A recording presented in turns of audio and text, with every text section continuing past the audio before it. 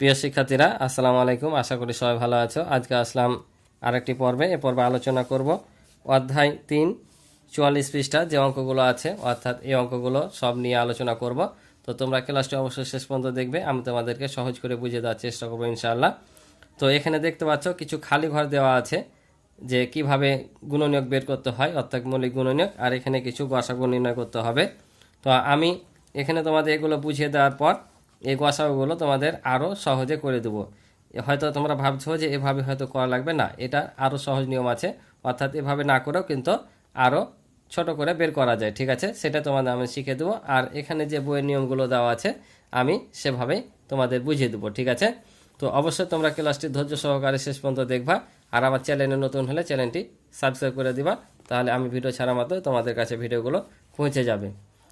আর যারা চ্যানেলটি সাবস্ক্রাইব করে রেখেছো তাদেরকে অসংখ্য ধন্যবাদ। তো চলো আমরা ওগুলো শুরু করি। তো এখানে প্রথমে দেখতে পাচ্ছ যে 77 মিটার দীর্ঘ লাল ফিতা ও 22 মিটার দীর্ঘ কালো ফিতা থেকে কোনো ফিতা নষ্ট না করে একই মাপের সবচেয়ে বড় টুকরা কেটে নেওয়া হলো। এ টুকরার দৈর্ঘ্য কত?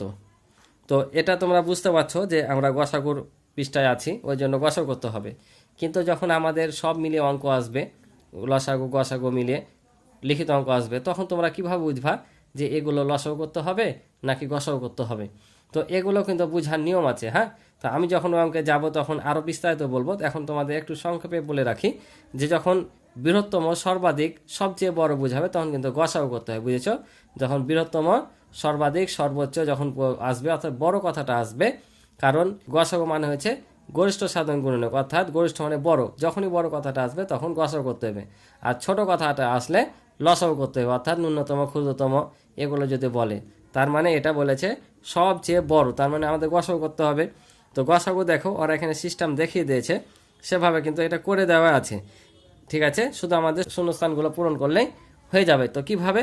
আমি গত পর্বে বলেছিলাম যে এই বৃত্তটা হচ্ছে তোমার যৌগিক সংখ্যার চিত্র বা চিহ্ন মনে করতে পারো, যে এটা হচ্ছে বৃত্তটা হচ্ছে যৌগিক সংখ্যা আর চতুর্ভুজটা হচ্ছে মৌলিক সংখ্যা। ঠিক আছে, আমরা ভেঙে যে মৌলিক সংখ্যাগুলো পাবো সেগুলো চতুর্ভুজে, আর যেগুলো যৌগিক সংখ্যা সেগুলো বৃত্তে বসবে।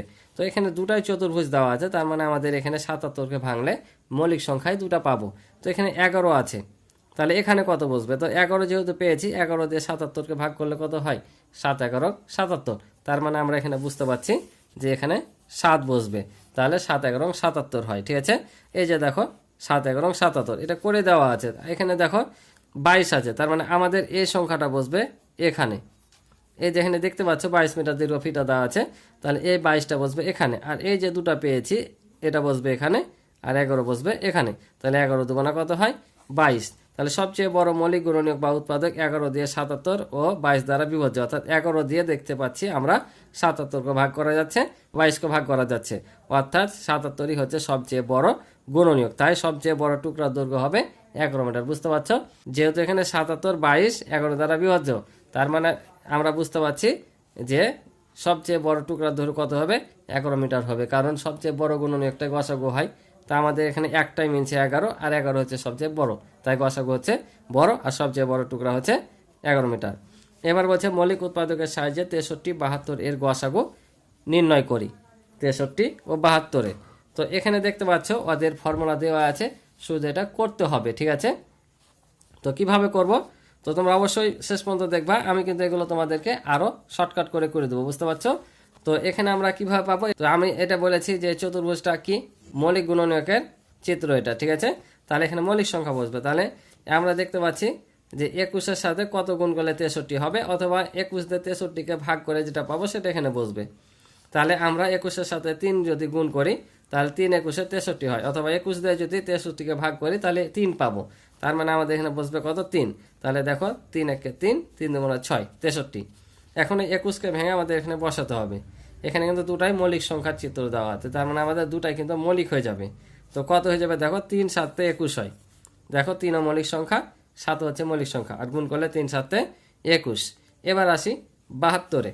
তাহলে 72কে দেখো 72 দেওয়া আছে আর একটা ভেঙেছি, তাহলে 72-এর অর্ধেক কত? 36।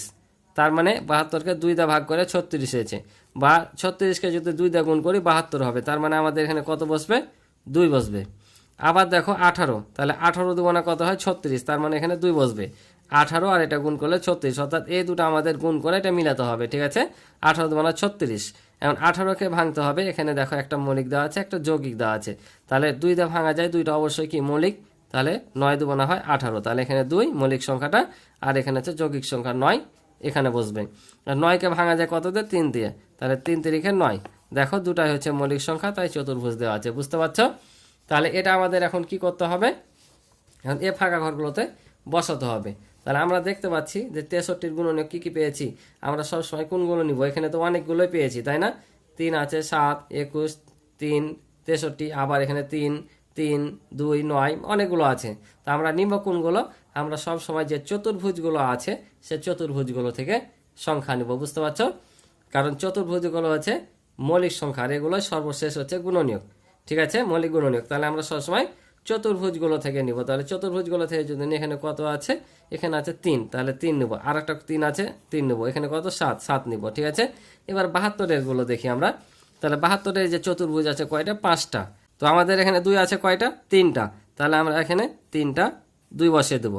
তারপরে যে দেখো দুটা 3 আছে, 3 বসিয়ে দিলাম, বুঝতে পারছো। সবসময় চতুর্ভুজ থেকে বসাবো মৌলিক সংখ্যাগুলো। তাহলে এখন দেখো যে 63 ও 72-এর গসাগু। তাহলে এখানে গসাগু করার নিয়ম হচ্ছে, আমরা এখানে যেটা যেটা মিলবে সেটা সেটা নিব, যতগুলো মিলবে ততগুলো নিব, বেশি কিন্তু নিব না, ঠিক আছে। উভয়ের মধ্যে থাকা লাগবে এবং যেটা মিলবে সেটা সেটা নিব। তা আমরা দেখতে পাচ্ছি এখানে 2 আছে, কিন্তু এখানে 2 নাই, তার মানে আমরা এখান থেকে 2 নিব না, বুঝতে পারছো। এবার তাহলে পরবর্তী সংখ্যা কি আছে, 3।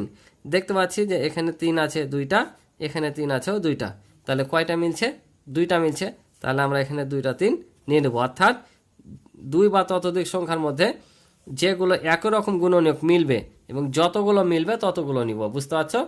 যতগুলো মিলবে, একটা মিলে একটা, দুটা মিলে দুটা, তিনটা মিলে তিনটে, ঠিক আছে, যতগুলো মিলবে তত। এখানে যেমন 2টা 3 মিলছে, আমরা এখানে 2টা 3 নিলাম। এখানে 7 আছে, এখানে কিন্তু নাই, তাহলে আমরা 7 নিব না। উভয় জায়গাতে থাকতে হবে। এই গসাগুর নিয়ম হচ্ছে, মৌলিক উৎপাদকের সাহায্যে গসাগুর নিয়ম হচ্ছে উভয় জায়গাতে থাকতে হবে এবং যেটা মিলবে সেটা নিতে হবে, অর্থাৎ যে কয়টা মিলবে সে কয়টা নিতে হবে, আর যেটা মিলবে না সেটা নিব না। এখানে আমাদের 3 ছাড়া মিলেনি, তাই 3 নিয়েছি। 3 মিলেছে 2 বার, যেহেতু এখানে 2টা আছে, এখানে 2টা আছে, 2টা নিয়েছি। যদি এখানে 2টা, এখানে একটা থাকতো, একটা নিতাম, বুঝতে পারছো। যদি একটাও না থাকতো, না মিলতো, তখন সেটা ভিন্ন হতো, এক আসতো, ঠিক আছে। তো আমাদের 2টা মিলেছে, 2টা নিয়েছে, এখন এই 2টা গুণ করে দেবো, তাহলে 3 তিরিকে 9। অর্থাৎ আমাদের এখানে গরিষ্ঠ সাধারণ গুণনীয়ক হচ্ছে, অর্থাৎ গসাগু 9, কারণ এই 9 দ্বারা 63 এবং 72কে বিভাজ্য হবে, বুঝতে পারছো। আমরা যদি এই 9 দিয়ে 63 এবং 72কে ভাগ করি, তাহলে 9 দ্বারা বিভাজ্য হবে, তার কারণ আমরা জানি 7 নাম 63 আর এটা হয় তোমার 8 নাম 72, বুঝতে পারছো। তাই এই 9 হচ্ছে সর্বোচ্চ গুণনীয়ক। আমরা 63 এবং 72-এর এই যে গুণনীয়কগুলো পাবো, সবচাইতে বড় গুণনীয়ক হচ্ছে 9। কিভাবে দেখো, আমরা যদি গুণনীয়কের সাহায্য করতাম, তাহলে 63-র গুণনীয়ক পাইতাম 7 একটা, 21 একটা, 63, 3, এভাবে আরও পাইতাম। আর এখানে যেমন 36, 18, 9, 3 পেয়েছি, আরও 4 পেতাম, অনেকগুলো পেতাম, কিন্তু তার মধ্যে সবচেয়ে বড় গুণনীয়ক হতো 9, বুঝতে পারছো। এখানেও 9 পেলাম, গুণনীয়কের সাহায্য করলেও 9 আসতো। আর এটা বলে মৌলিক উৎপাদকের সাহায্য, অর্থাৎ মৌলিক গুণনীয়কগুলো আমাদের বের করতে হবে, ঠিক আছে। তাহলে এটা হচ্ছে মৌলিক উৎপাদকের সাহায্যে গসাগু নির্ণয়। তো এভাবেই নিচেরগুলো করতে হবে, বুঝতে পারছো। এই যে মৌলিক উৎপাদকের সাহায্যে গসাগু নির্ণয় করা, আমরা যেখানে করলাম এ নিয়মে করতে হবে, কিন্তু এভাবে তোমাদের করা লাগবে না, ঠিক আছে। আমি আরও তোমাদেরকে শর্টকাট এবং সহজ করে যেন বুঝতে পারো আমি করে দেবো। তো এখানে দেখো বলছে সাধারণ মৌলিক গুণনীয়ক বা উৎপাদকগুলোর গুণফলই হচ্ছে গসাগু, অর্থাৎ এগুলো গুণ করলে আমাদের গসাগু বের হয়ে যাবে, এটা বোঝাচ্ছে, ঠিক আছে। তো চলো এগুলো তোমাদেরকে আমি এভাবে না করে আরও সহজভাবে তোমাদের করে দিই। তাহলে দেখো, যেহেতু আমরা মৌলিক উৎপাদকের সাহায্যে করছি, তাহলে আমরা এখন এই 40কে ভাঙবো। তো সব চাইতে মৌলিক ছোট সংখ্যা কত, 2। সবসময় কিন্তু মৌলিক দিয়ে ভাঙবো, 2, 3, 5, 7, 11, 13 এগুলো দেয় সবসময় মৌলিক। উৎপাদকের বলছে মৌলিক উৎপাদক, এখানে বলে দিয়েছে মৌলিক উৎপাদক মানে কি, মৌলিক যে সংখ্যাগুলো থাকবে সেগুলো দিয়ে ভাঙতে হবে, ঠিক আছে। তাহলে এখানে 40কে সবসময় 1 দিয়ে ভাঙার দরকার নেই, ঠিক আছে, 2 দিয়ে শুরু করবা। তো জোর সংখ্যা হলে 2 দিয়ে যাবে, না হলে 2 দিয়ে যাবে না। তো জোর কীভাবে বুঝবা, যে সংখ্যাগুলো শেষে 0, 2, 4, 6, 8 থাকবে সেগুলো জোর, আর 1, 3, 5, 7, 9 থাকলে সেগুলো বিজোড়। আর বিজোড় হলে 2 দ্বারা ভাগ হবে না, জোড় হলে 2 দ্বারা বিভাজ্য হবে। যেমন 40 জোড় সংখ্যা, তাই এটা 2 দ্বারা বিভাজ্য হবে। তাহলে আমরা 2 দ্বারা ভাগ করলে কত হবে? 20 হবে, কারণ 20 দুগুণা 40 হয়। ঠিক আছে, তো এখানে যে সংখ্যাটা পাবা তোমরা মৌলিক সংখ্যা, সেটা কিন্তু এখানে বসিয়ে দিবা, আর কিচ্ছু হবে না। তারপর এখানে যে সংখ্যাটা থাকবে, যতক্ষণ পর্যন্ত এটা মৌলিক না হবে ততক্ষণ পর্যন্ত একে ভাঙতেই থাকবা। তাতে 2, 3, 5 যা দিয়ে যাক না কেন মৌলিক সংখ্যাতে ভাঙবা। তাহলে দেখো 2কে আবার, তাহলে দেখো 20কে আবার 2 দিয়ে ভাঙা যায়, তাহলে 10 দুগুণা হয় 20। ঠিক আছে, এখানে যে দুইটা সংখ্যা পেলাম আমরা 2, এই 2টা 2 বসে যাবে। ঠিক আছে, এখন এই 10কে আবার ভাঙবো, তাহলে কত হবে?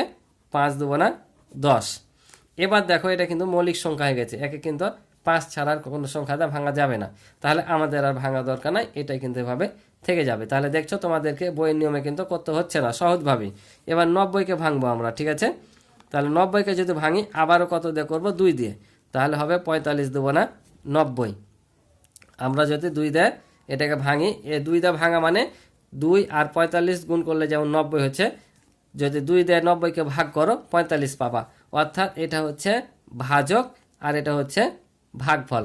ভাজক আর ভাগফলকে গুণ করলে আমরা কত পাচ্ছি? ভাজ্য পাচ্ছি, অর্থাৎ 90 পাচ্ছি। ঠিক আছে, কারণ আমরা ইতিপূর্বে প্রথম অধ্যায়ে শিখেছি যে কিভাবে ভাজ্য নির্ণয় করতে হয়, যে ভাজক গুণিত ভাগফল, যদি ভাগশেষ থাকে যোগ করতে হয়, না থাকলে নাই। তো এখানে তো ভাগশেষ থাকবে না, তাই ভাজক গুণিত ভাগফল এই দুটা গুণ করলে এটা পাবো।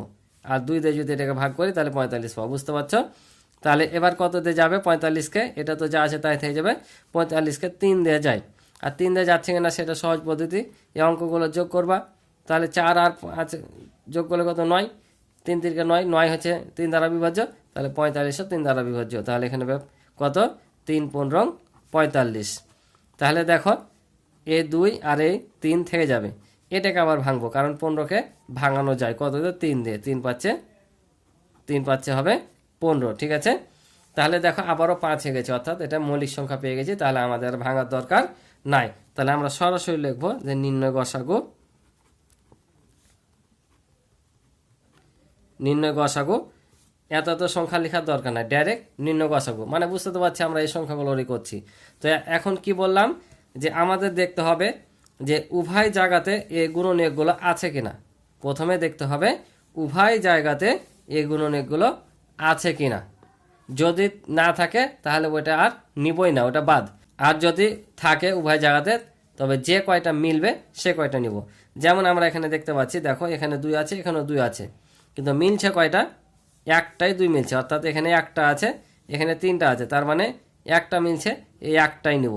যে কয়টা মিলবে সে কয়টাই নিব, আর যেটা মিলবে না সেটা বাদ। ঠিক আছে, এবার দেখো এখানে 3 আছে, কিন্তু এখানে 3 নাই, তাহলে 3 কি নিব? 3 নিব না, কারণ বলেছি উভয় জায়গাতে থাকা লাগবে এবং যেটা যেটা মিলবে। তাহলে এখানে নাই মানে তো মিলার প্রশ্ন আসে না, তাই না? তাহলে 3 বাদ। এবার দেখো এখানেও 5 আছে, এখানেও 5 আছে, কয়টা মিলছে? একটা করে আছে, মানে একটা মিলছে, তাহলে আমরা এখানে 5 নিয়ে নেব। এখন দেখো আর কিছু নাই, তাহলে এখন আমরা এইগুলো গুণ করে দিলে আমাদের গসাগু বের হয়ে যাবে। তাহলে গুণ করলে কত পাবো? 5 দুগুণা 10। এই 10 দিয়ে 40কে ভাগ করা যায়, 90কে ভাগ করা যায়, অর্থাৎ 40 এবং 90-এর সাধারণ গুণনীয়ক হচ্ছে কত? 10। তার মানে সাধারণ গুণনীয়কের মধ্যে সবচাইতে বড় গুণনীয়ক হচ্ছে 10। এটাই হবে আমাদের উত্তর। আশা করি বুঝছো। কি সহজ না? একবারই সহজ। তোমাদেরকে ভাবে ছক কেটে ঘর করে করার দরকার নাই, এভাবে করবা, ফুল মার্ক পাবা। ঠিক আছে, তো চলো আমরা পরেরটা দেখি। এবার দেখো পরের অঙ্কটা। তো আমি এখানে করে রেখেছি, কারণ পরে 2টা অঙ্ক 2টা সংখ্যা আলা, ওই জন্য আমি করে দিয়েছি। পরে 4 নাম্বার 5 6 এগুলো 3 সংখ্যার আছে, এগুলো তখন আমি করে করে দেখাবো। তো তোমাদের এখানে বুঝিয়ে দিই। তো এখানে দেখো যে 22 আছে, তাহলে 22কে কত দিয়ে ভাঙা যায়? 11 দুগুণা 22। তাহলে এখানে দেখতে পাচ্ছ 11 কিন্তু মৌলিক সংখ্যা, যাচ্ছে না, তাই আমরা এভাবে রেখে দিয়েছি। আবার দেখো 23কে কি ভাঙা যায়? 23 হচ্ছে একটা মৌলিক সংখ্যা, ভাঙা যায় না, তাই একে 1 ছাড়া অন্য কোনো সংখ্যাতে ভাঙা যাবে না, তাই আমরা 1 দিয়ে গুণ করেছি। ঠিক আছে, যেহেতু এটা মৌলিক তাই 1 দিয়ে দেখেছি, এগুলোতে কিন্তু 1 দিয়ে দেখার দরকার নাই। তাহলে আমাদের এখানে গসাও কি হবে? এখানে তো কিছু মিলছে না। তো আমরা জানি যে যে কোনো সংখ্যাকে 1 দ্বারা ভাগ করা যায়। বুঝতে পারছো? তাহলে 22কে এখানে কি যাবে? 1 দিয়ে ভাগ করা যাবে। আর এমনিতে আমরা জানি যখন কোনো সংখ্যার মধ্যে কোনো সাধারণ গুণনীয়ক না থাকবে তখন তাদের গসাগু কত হয়? 1 হয়। বুঝতে পারছো? যখন 2 বা ততোধিক সংখ্যার মধ্যে কোনো সাধারণ গুণনীয়ক না থাকবে তখন গসাগু কত হয়? 1। তাই আমি লিখে দিয়েছি যদি 2 বা ততোধিক সংখ্যার মধ্যে সাধারণ গুণনীয়ক না থাকে তাহলে তাদের গসাগু হবে 1।